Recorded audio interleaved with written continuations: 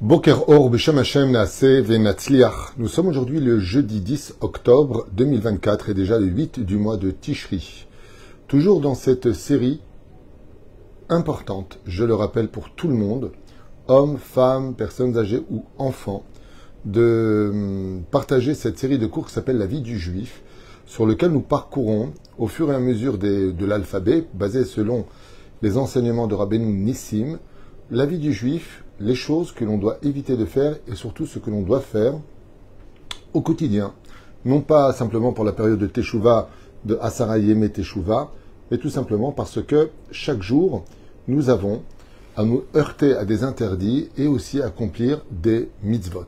Et c'est ce que je vous propose dans cette étude, j'affirme et je confirme, plus importante que les autres études. Car il y a des halachot, il y a du moussar, il y a une hashkafa de vie, c'est-à-dire une philosophie de la vie que nous allons traverser ensemble.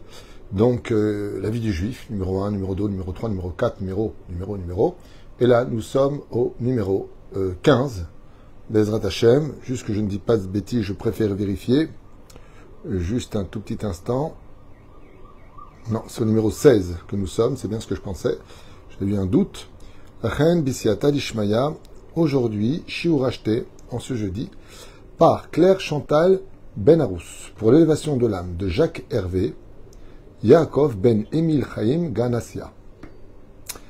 Bezrat Hashem, Shakadosh Baruch Hu Yalet Nishmato, Bezrat Hashem Bar Bekezor Rakia Lechaim Tovim Ushalom Began Eden Elion Vechol Ashorvim Imo Bichlal Arachami Vaselechot Vechen Yehi Ratzon Venomar Amen. Que chaque mot de Torah, Bezrat Hashem Yaleh Leinut Nishmato. On aurait une pensée aussi pour tous nos chayalim qui tombent. Chaque jour, on entend malheureusement des jeunes, des moins jeunes, des pères de famille qui tombent sur le champ de bataille. Hashem Yikom Damam Bezrat Hashem, qu'il console toutes ces familles, qui ramènent nos otages le plus vite possible à la maison en bonne santé. Et j'ai envie de crier très fort au ciel, en cette veille de Yom Kippour, Dai le tsarotenu vebaruch haba le simchatenu. Ce matin, pour la bar mitzvah de la famille Béros, à qui on souhaite un grand Mazel Tov, quelqu'un m'a dit, Rav Tuito, vous pouvez nous promettre que c'est l'année de la Géoula cette fois? Je lui ai dit, je l'espère. En tout cas, ce qui est sûr, c'est que cette année ne sera pas comme les autres, ce Simchat Torah ne sera pas comme les autres. On ne laissera pas ceux qui veulent notre mort nous vaincre, ni physiquement, ni moralement. Am Israël doit garder le moral. Nous, on continue notre vie, notre chemin. C'est la Torah et les mitzvot. C'est un peuple sur sa terre. C'est l'union. C'est le shalom. C'est la paix. Bezrat Hashem, qu'on arrive à faire comprendre que le combat d'Israël est un combat qui comprend tous les autres pays. C'est un combat universel contre le terrorisme, contre le meurtre, contre tout ce que l'on peut définir, même si après, il y en a d'autres qui vont dire oui, c'est vous les juifs et d'autres, c'est... Je ne rentre pas dans cette polémique. Moi, je vis ici depuis 38 ans et je vois ce que je vois. Je suis sur place pour pouvoir en parler. La reine Bezrat Hashem, qu'on n'ait que de bonnes nouvelles. Merci à Claire Chantal Ben-Arous d'avoir acheté ce shiur pour l'élévation de l'homme de Jacques Hervé, Yaakov Ben Emil Chaim Ganassia. On commence tout de suite avec ce shiur. J'insiste encore une fois lourdement, la série de la vie du juif à partager. Tous les jours au moins un cours et revenir au moins tous les 2-3 mois sur ce genre de cours. Pourquoi? Parce que vous allez voir que ça nous parle à chaque seconde de notre vie et qu'à 120 ans, on rendra des comptes devant le Créateur du monde. Nous sommes dans la lettre Aïn. Donc c'est Aleph, Bet, Gimel, Dalet. Et Rabbeinu Nissim nous a fait un seder, c'est-à-dire un ordre sur lequel il vient nous rappeler les choses importantes à ne pas faire et les choses importantes à faire. Avinu. Avinu. Nous avons fait des fautes. Avinu veut dire le mot avon. Alors, il y a plusieurs façons de fauter. Il y a ce qu'on appelle chet, il y a ce qu'on appelle avon, et il y a ce que l'on appelle pécha. Ce sont 3 niveaux différents qui vont du plus léger au plus grave. Avinu veut dire, nous avons fait avon. Avon, c'est quelque chose de grave. Ça veut dire, on parle de quelque chose qui a éteint les lumières des mondes supérieurs et qui peut même faire trembler le trône divin de déception. Pourquoi? Parce que même si la tchouva existe, Dieu nous a quand même donné des armes. Même si on a fauté une fois, on ne peut pas répéter 1000 fois. Velachen avinu. Il est très important, pour pouvoir réparer quelque chose, de reconnaître nos erreurs. Mais si on ne connaît pas la halakha, on ne peut pas savoir où étaient nos erreurs. Avarnu al ramach mitzvot ase ve'al shesa mitzvot lot ase. Malheureusement, nous sommes dans une situation où on doit reconnaître que notre corps humain, qui a été fait par le Créateur du monde, avec ADN, la carte d'identité sanguine, qui comprend le mot ADN, Adnout, le nom de Dieu, okay, est empreint de 248 membres. Et ces 248 membres qui forment notre corps correspondent chacun d'entre eux à une mitzvah de la Torah. Ce qui fait que Ramah Hevarim et Shassagidim, les 365 tendons, eux, correspondent aux mitzvot négatives de la Torah. Quand on fait une chose positive, on réavive une lumière spirituelle sur le membre. Ce qui fait qu'en réalité, si on accomplissait vraiment toute la Torah de tout notre cœur comme il le faudrait, on ne tomberait pas malade. Si ce n'est que de la faute des autres. Comme ça expliquait le Harizal sur son maître, Rabbi Moshe Cordovero, qui est décédé, qui est mort dans la souffrance, comme le Rabbi qui est mort dans la souffrance. Il n'est pas mort parce qu'il l'a fauté lui. Il est mort parce que, en prenant les souffrances du peuple d'Israël, c'est comme ça que nos Chachamim nous le disent, Nadav et Avihu. Tout ce que nous vivons, tout ce que nous rencontrons dans la vie, sur ces tzadikim, c'est parce qu'en réalité, nous mettons dans chacune dans chacun de nos membres une énergie. Et cette énergie, c'est la Torah et les mitzvot. Ce qui fait que, je vais vous raconter d'ailleurs il y a très longtemps cette histoire que j'avais lue dans la biographie d'un des plus grands maîtres contemporains de la Torah et de la Kedusha, Baba Saleh, Alav Shalom. À son époque, il y avait un juif marocain qui avait été malheureusement accidenté au travail à l'usine et son bras gauche est passé dans la machine. Il a gangréné à l'hôpital à Beersheba, l'hôpital Soroka, et les médecins lui ont dit il faut couper le bras gauche. Et lui qui était très attaché à Baba Saleh, il a dit non, je ne peux pas couper le bras gauche. Il a dit au médecin qui était tout noir comme ça, qui avait noirci parce qu'il était gangréné. Il lui a dit mais écoutez, c'est le bras gauche, ça peut vous atteindre le cœur. Il faut absolument couper, signer. Il a dit je refuse de signer. Il a formellement interdit à sa femme et à ses enfants de faire quoi que ce soit dans ce domaine. Il avait la tête sur les épaules et il les a menacés. Alors, ils ont emporté le professeur de l'hôpital Soroka qui lui a expliqué. Il a montré les photos. Et regardez, si vous ne coupez pas le bras, vous allez mourir. Vous n'avez pas condamné une vie entière, vous avez des enfants, des petits-enfants. Et il lui a dit, mes chers professeurs, si je coupe le bras gauche, où je vais mettre les tefilines? Comment je vais mettre les tefilines? Alors maintenant, je vais mettre au bras droit, et quelqu'un va me les mettre? Non, non, non, non, non, non. Mon bras gauche, depuis que je suis jeune, j'ai toujours mis les tefilines, tous les jours, sauf le Shabbat Yom Tov et Chol HaMoed. J'ai jamais raté un jour. Et vous voulez que je coupe le bras gauche? Non, non, non, non, non. J'ai parlé avec Dieu hier soir, et je lui ai dit, j'ai besoin de mon bras gauche pour mettre les téfilines, et vous verrez qu'il va guérir. Et le professeur lui a dit, écoutez, je reviendrai vous voir ce soir. Il lui a dit, faites ce que vous voulez, moi je ne couperai pas mon bras gauche. Le même soir, le professeur arrive, il regarde les examens. Il dit, c'est bizarre, il y a une amélioration. Et au fur et à mesure, ils ont attendu, et là-bas c'est marqué, alors j'y étais pas, vrai ou faux, j'en sais rien, ce qui est possible, c'est que c'est possible. Son bras complètement guéri. De façon plus que miraculeuse. Et quand on est parti raconter ça à Baba Saleh, il a dit, quelqu'un qui veut son corps pour faire des mitzvot, Akadosh Baruch Hu, il est certain qu'il lui guérira ses membres. Comme on l'a vu avec beaucoup de tzadikim, Tanaïm, Amoraïm, Saboraïm, Géonim, qui ont été très malades.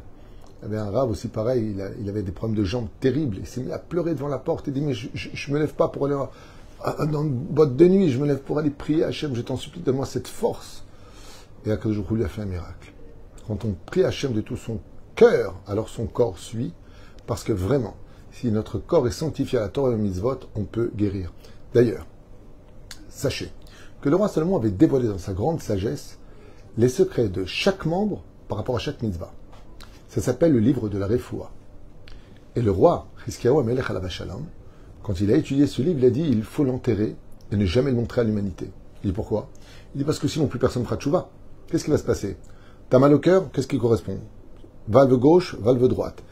T'as mal à la colonne vertébrale, t'as mal ceci, t'as mal cela, Et qu'est-ce qu'on va faire? On va faire tes choix uniquement sur la mitzvah. Donc il a dit, il faut cacher ce livre, que personne ne sache quel est le secret des membres qui correspond à la mitzvah. Une fois, on est venu voir le Hari Akadosh, un homme qui avait très mal à l'épaule. Il lui dit, Vodarav, il n'y a aucun médicament qui me guérit, j'ai tellement mal. Alors le Harizal, il lui a dévoilé que l'épaule était reliée à Netilat Yadayim. Lequel?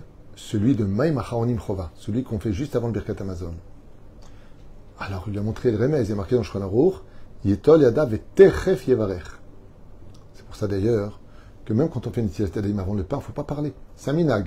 Si tu as parlé, tu ne refais pas Netilat. C'est un minag de ne pas parler. Pas une obligation. Il y a marqué Techef. Mais c'est Techef en hébreu, Tafraf, Pesofit. C'est les lettres à l'envers du mot Katef, qui veut dire l'épaule. Il y a des allusions qui sont faites dans les mitzvot, qui font un clin d'œil. L'épaule correspond à Netilat Yadayim, là où les alzel. Fais Netilat Yadayim Hashem Yazor Lecha Bezrat Hashem Mikol Alev. C'est pas simplement le fait de faire les mitzvot, il faut leur donner vie à ces mitzvot pour qu'elles donnent vie à chacun de nos membres. Bezrat Hashem Barach. Avinu Avanu Mitzvot Assez Ramah. Vamzat est donc les 365 tendons qui correspondent aux mitzvot négatives. Et là, on dit à Dieu, peut-être qu'on n'a pas fait ce qu'il fallait faire. D'où l'importance d'étudier un livre que je conseille aussi vivement à beaucoup de gens d'étudier, c'est le Sefer Achinour, ou alors, je ne sais pas s'il est là. Oui, il est là. J'aimerais vous montrer un autre livre que je conseille vivement aussi. C'est un condensé de toutes les mitzvot. Ça s'appelle Simané à mitzvot. Vous voyez ce livre-là, bon, pour ceux qui étudient l'hébreu, c'est un chef-d'œuvre. Il est très bien fait. Moi, j'ai déjà étudié, j'en avais même partagé avec vous. Toutes les mitzvot de la Torah sont marquées ici, avec toutes leurs explications. Ainsi donc, Baruch Hashem, quand tu as le plaisir de pouvoir lire ce genre de livre-là, tu as d'abord une connaissance parfaite de chacune des mitzvot de la Torah, et en même temps, quand tu as mal quelque part, n'attends pas d'avoir mal pour faire tchouva. Mais en tout cas, ce que voulait Hashem, c'est que si on a mal quelque part, on fasse une tchouva sur l'ensemble des mitzvot, et automatiquement, alors on trouvera ce qui est en rapport avec nous. Et ça, c'est ce qui nous attend, Bezrat Hashem, quand tu auras le Beth Amikdash avant, quand il y avait le Kohen Gadol. Quelqu'un avait mal. Alors il y avait un médecin. Et le médecin, quand il ne trouvait pas, il dit, bon, je monte à Jérusalem. Il allait voir le Kohen Gadol, qui avait le Urim et Tumim, et lui disait, bon, alors là, tu souffres parce que tu as fait tel et tel péché, et fais tel et tel mitzvah, tu vas guérir. C'est fou d'entendre des choses pareilles. Okay. C'est ce qui a marqué. Lève les yeux vers le ciel, comme il a fait le Nahash HaNechroshet, le fameux serpent d'airain, Moshe Rabbeinu, et on le regardait, mais pas le serpent. On regardait vers le ciel, et on comprenait que ce n'est pas le serpent qui nous tue, c'est la faute qui est en nous. Comme ça, enseignant en tout cas Rabbi Hanina ben Dosa. Avanu al kritot ou mitot betedin. Nous avons été déjà depuis bien longtemps accusés dans le ciel des 4 mises à mort prescrites par le betedin, c'est qu'il a serefa erik bechenek, ou alors tout simplement être karet, Hashem Ishmor virachem, retranché du peuple. Et Akadosh Baruch Hu, dans sa grande miséricorde, continue à nous donner sa bienveillance, à nous garder, nous protéger. Avant le Chilul Hashem. Et là, on est vraiment dans le Haïn, c'est-à-dire dans tout ce qui est Avera. On a fait peut-être un Chilul Hashem. Il y a toujours ce point important sur lequel on doit absolument réaliser que plus on est religieux, et plus on sera sous la loupe des critiques du regard des autres. Plus tu représentes la Torah, et plus ce que tu feras de bien, c'est un dû. Si tu as le malheur de faire une erreur, tu as vu le religieux, tu as vu comment il se comportait. Il ferait mieux d'enlever son chapeau, celui-là. Il ferait mieux d'enlever son kissouille, celle-là. C'est toujours comme ça. Bezrat Hashem. Quelle est la mitzvah de la foi? La mitzvah de la foi, la Emouna, c'est une mitzvah bifna elle-même. Donc, quelle est la mitzvah de la foi? Je ne comprends pas. La foi est dans le cœur. Il faut avoir un cœur pur pour retrouver une vraie foi en Dieu. Avoir confiance en soi. Et comme dit Rabbi Nachman de Breslev, ce fameux proverbe que tout le monde connaît, c'est que si Dieu t'a créé, c'est qu'il a estimé que le monde ne pouvait pas exister sans toi. Si tu ne crois pas en toi, c'est comme un commerçant qui vend de la marchandise, il n'y croit pas. Je vous avais raconté quand je suis parti il y a plusieurs années, je suis parti acheter une voiture, et le commercial me dit, voilà, cette voiture, laissez-moi me la vendre. Et j'ai regardé comme ça avec un sourire, je lui dis, donc c'est celle que vous avez achetée pour vous-même, elle est où sur le parking? Il m'a fait un sourire, il m'a dit, ah non, moi j'ai pas acheté celle-là. Je lui ai dit, moi je vais acheter la vôtre, celle que vous avez, parce que vous connaissez très très bien. Il a rigolé, il m'a dit, vous êtes un malin, vous. Je lui ai dit, non, je suis pas un malin. Mais vous me demandez quelque chose à laquelle vous-même vous ne croyez pas. Eh bien c'est pareil. Quand on ne croit pas en soi, on n'a pas de raison à Dieu de croire en nous. C'est pour ça qu'il est strictement interdit d'être triste ou de perdre confiance, de rentrer dans le désespoir. Il n'existe pas. Le désespoir est créé par uniquement les limites de l'homme dans sa imuna. Il faut avoir la foi. Tov, je referme cette parenthèse. Avarnu al Chilul Hashem. Le Chilul Hashem est une des fautes les plus graves de toute la Torah. Faire attention. Au nom de nos émotions, très souvent, on déborde. Dans la colère, dans les mauvaises paroles, dans les injures, dans les malédictions, dans des nedarim, des vœux. Et tout ça devient Chilul Hashem. Quand on représente la Torah, on représente le comportement qui correspond à la Torah. Oy lanu miyom adin. Malheur à nous, le jour du jugement. Oy lanu miyom atochecha. Malheur à nous si on n'est pas prêt, bien sûr, si on n'a pas fait tchouva, tout ça. Si on a fait tchouva, c'est que du bonheur. Miyom atochecha. Des remontrances qui nous sont faites. Car souvent l'homme a toujours des arguments. Tu sais, tu vas dire à une personne, Reuven dit à Shimon, tu m'as blessé. Ouais, mais tu m'énerves tout le temps. On a toujours du répondant. La personne va te dire, tu m'as blessé. Qu'est-ce que tu es en train de dire? Oui, mais tu m'as énervé. Ça répare rien. Le jour où on partira de ce monde, il n'y a plus d'argument possible. Tu ne peux pas passer à oui, mais parce que. En d'avoir casé. La reine, il faudra faire attention le jour des remontrances, où là, par contre, les excuses ne seront pas à leur place. Tant que tu es dans ton corps, tant que tu es vivant, tu peux demander pardon. Alors n'hésitez pas. Moi, je connais un rave qui m'a ébloui. Il y a une personne qui a dit beaucoup de mal de lui. Beaucoup de mal. Il a traité de sorcier, de gourou, de rachat, de voleur. Il a traité de tous les noms. C'est un rave que je connais bien. C'est un homme sincère, cachère, pieux. Mais il y a des gens qui, malheureusement, font de mauvais jugements, comme c'est marqué, fais attention aux gens qui sont cachères. Et cet homme-là était dans la même pièce que le rave, il y avait du monde, et je vois ce rave venir le voir, lui serrer la main, et lui dire « Baruch haba Shana Tova ». Bienvenue et Shana Tova. Alors, je suis allé le voir, je lui ai dit « C'est extraordinaire ». Il dit du mal de toi, c'était l'occasion pour lui de te demander pardon. Il m'a répondu quelque chose de magnifique. Il m'a dit « C'est pas pour moi que je fais les choses. Lui, il n'a pas besoin de moi, moi, j'ai pas besoin de lui. » Mais Akadosh Baruch Hu, à la veille des Slichot, à la veille de Yom Kippour, il veut voir comme lui, il vient, il te pardonne, il vient jusqu'à toi. Toi aussi, va aussi jusqu'aux autres. Je lui ai dit, c'est ça un vrai rave. C'est pas simplement celui qui reste à sa place à qui on vient demander pardon. Un vrai rave, c'est aussi celui qui sait venir donner l'exemple aux autres. Et c'est de ça dont on parle. Fais attention le jour de la Tochecha. Il y a deux façons de faire les choses. Comme avait dit Lagardère, si tu ne viens pas à moi, je viendrai à toi. Non.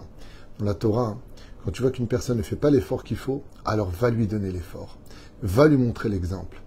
C'est comme pour les parents et les enfants. Ton fils t'a blessé, ta fille elle t'a blessé. Elle vient pas. Alors va-toi. Va-toi lui montrer comment on demande pardon. Mais c'est pas à moi de demander pardon. Au niveau personnel, oui. Mais vis-à-vis de Dieu, tu peux demander pardon. Servir d'exemple pour les autres. Ah, ininu yetomim ve'almanot, nous avons fait du mal et fait souffrir des orphelins et des veuves. J'insiste toujours sur ça. Faites très attention. Encore une expérience personnelle. La dernière fois, je voyais une personne qui criait un petit peu sur une femme et je lui ai posé la main dessus. Je lui ai dit, fais attention, tu es en train de parler à une femme qui est veuve et qui a perdu ses parents. Il m'a dit, alors? Je dis, comment ça y est alors? Fais attention. La punition, elle vient de Dieu, même pas d'un ange. C'est Dieu qui frappe. Il me dit, ah pardon. Non, pas à moi, à elle. Quand une femme est veuve, elle peut devenir aigrie, se renfermer, émotive, agressive. Si elle a perdu ses parents, elle n'a plus de repères. La reine, fais attention. Quand tu es face à des orphelins et face à des almanotes, donne-leur toujours la meilleure place. Aide-les du mieux que tu puisses, plus que les autres. Ve vione amecha, et ensuite les pauvres de ton peuple. Asinu melacha beyom Shabbat ou Yom Tov. Malheureusement, nous avons enfreint le Shabbat en ayant travaillé ce jour-là, ou alors on n'a pas respecté Yom Tov comme il le faudrait. D'ailleurs, j'aimerais m'adresser à certains juifs, sans les juger bien sûr, et je leur demande pardon s'ils se sentent visés. Mais vous savez, ce qui me peine un peu, c'est que j'entends, alors c'est minime, mais qu'il y a des juifs, quand il y a 2 jours de Shavuot, de Pessah, de Sukkot, ils font un seul jour, ils sont encore en galoute, et ils font un seul jour.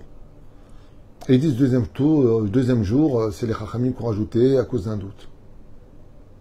Kol hamezalzel bemoadot en lo chalek l'olam haba.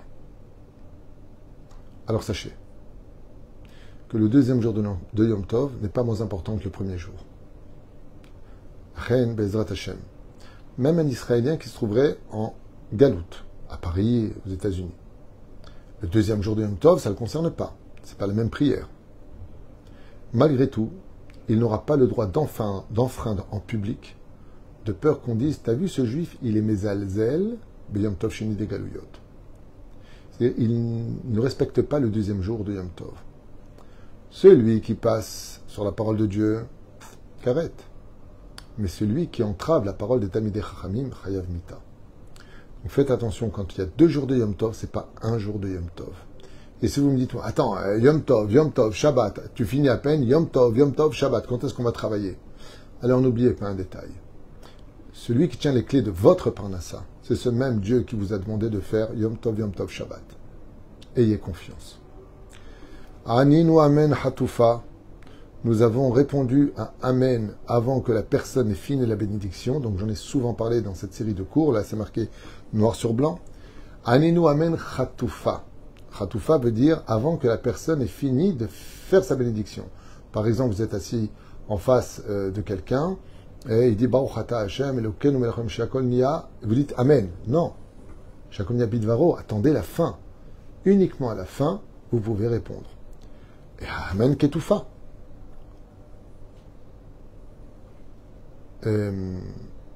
Ketoufa.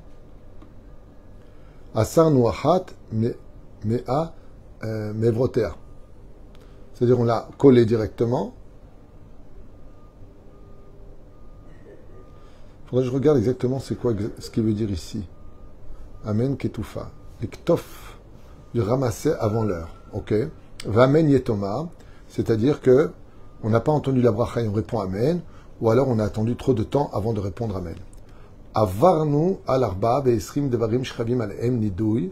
Nous avons fait la Avera qui comprend les 24 obligations de passer en retranché du peuple d'Israël, 24 Averot qui comprend le digne de nidouy, c'est-à-dire retranché du peuple. Avarnu al-takanot aka'al. Nous avons été à l'opposé de comme il y a marqué Altifrosh Minat Tzibour, Takanot, des ordonnances du Tzibour, c'est-à-dire qu'il y avait un minag sur place et bien sûr ce minag doit être conforme à la halakha de façon, il faut qu'il y ait un rave qui le confirme. Avanu al-divrei chachamim, et pour finir, bon, ça rejoint un petit peu ce qu'on vient de dire juste avant, Avanu al-divrei chachamim, et nous avons entravé la parole de nos sages, ce qui est extrêmement grave. J'aimerais une fois de plus, de façon assez claire, rappeler à tout le monde que le Talmud, que la Torah orale et halachot sont plus importantes que le Sefer Torah. Les gens n'arrivent pas à comprendre comment c'est possible. La Torah vient du ciel et la Torah orale vient des hommes. Alors, comprenez-le bien. Notre Torah écrite sans la Torah orale n'a aucune signification. Vous le voyez bien, quand on voit les Karaïtes ou certaines sectes qui ne respectent pas la Torah orale. D'abord, c'est faux, il y a une hypocrisie qui s'installe parce qu'ils mettent des tefilines noires, bon, ils les mettent entre les yeux parce qu'il y a marqué donc les Karaïtes, ils mettent une boîte noire, mais la boîte noire, c'est pas marqué dans la Torah, c'est marqué dans le Talmud. Ce qui est marqué à l'intérieur, c'est marqué dans le Talmud. Les lanières noires, c'est marqué dans le Talmud. Alors, ils mettent des tefilines, ils disent, non, on ne reconnaît pas la Torah orale, mais mettez des tefilines.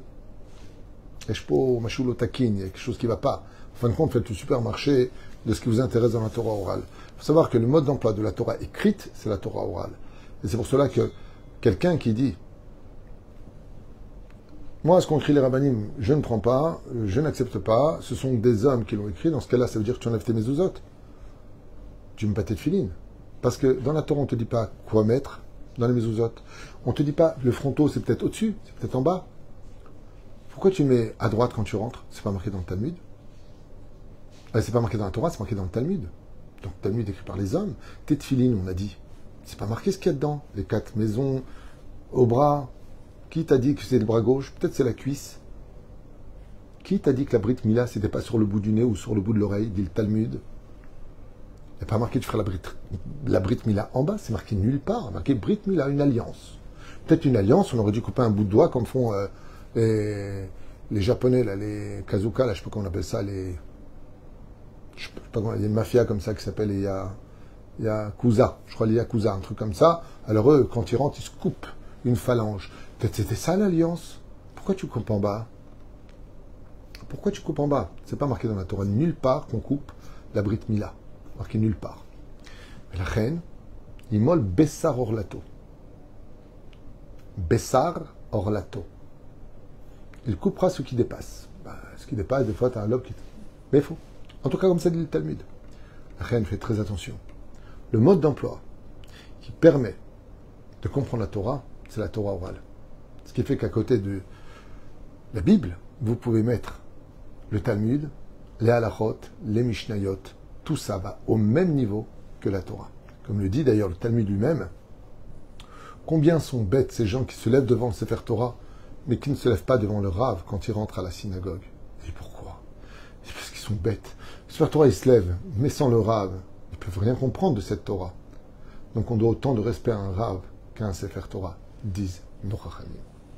Je n'ai choses des Nechamot, et Hava Vacham Vereoud, Bezrat Hashem pour cette étude, et je vous dis, oui, on a encore peut-être 3 cours à faire encore, avant Yom Kippour, pour finir cette magnifique série de la vie du Juif. Donc le temps de noter le titre, l'enregistrer, vous le partagerez. Pour ce 16e cours Bezrat Hashem, je vous dis à tout de suite pour ceux qui veulent la suite de la vie du Juif avec la lettre P. Kol Tuv.